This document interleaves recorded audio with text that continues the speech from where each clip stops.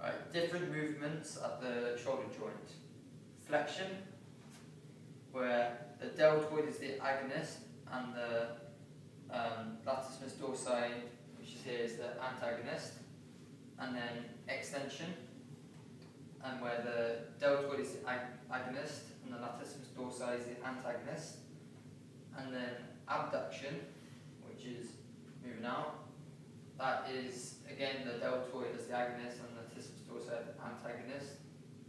And then adduction, which is the other way around. So the latissimus dorsi is the agonist and the deltoid is the antagonist. An example of flexion and extension is running.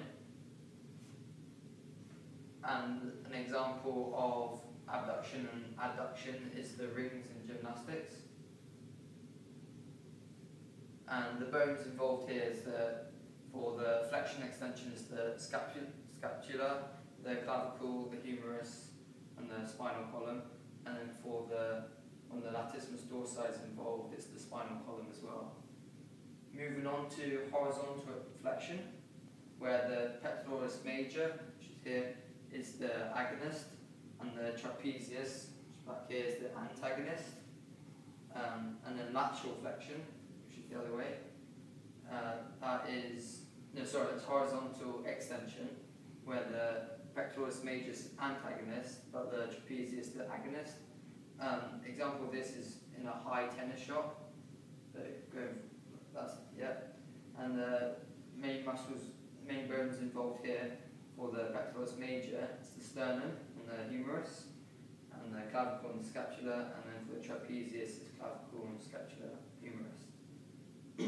And then moving on to lateral rotation, where the teres minor infraspinatus is the agonist and the teres major scapularis is the antagonist. And then medial rotation, where the teres minor infraspinatus is the antagonist and the teres major scapularis is the agonist.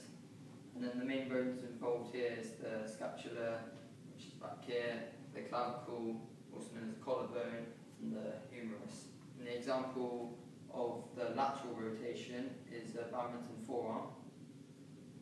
And then an example of the medial rotation is the badminton backhand.